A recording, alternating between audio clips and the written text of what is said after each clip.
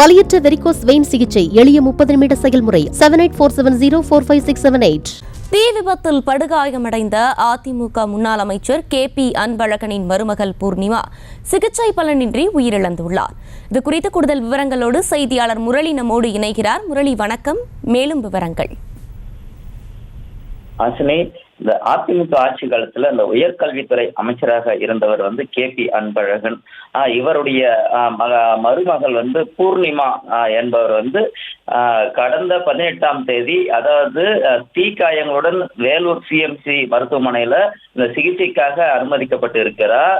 அதாவது அந்த 18ஆம் தேதி மாலை இந்த தருமபுரி மாவட்டம் இந்த பாலக்கோடு பகுதியில அவரது வீட்டில விளக்கு ஏற்றும் போது அவர் எதிர்பாராத விதமாக அவருக்கு தீப்பிடித்ததாக தெரிகிறது. அதில் அவர் முழுமையாக, அதாவது 80% முழுமையாக அவருக்கு தீப்பற்றி இருக்கிறது. இதன் காரணமாக அவர் வேலூர் CMC மருத்துவமனையில 18ஆம் தேதி அனுமதிக்கப்பட்ட இருந்த நிலையில தொடர் சிகிச்சை பெற்று வந்தார்.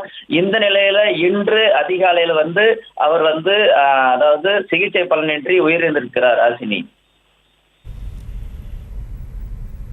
விவரங்களை வழங்கியமைக்கு நன்றி முரளி. செய்திகளை உடனுக்குடனும் துல்லியமாகவும் தெரிந்து கொள்ள சப்ஸ்கிரைப் பண்ணுங்க.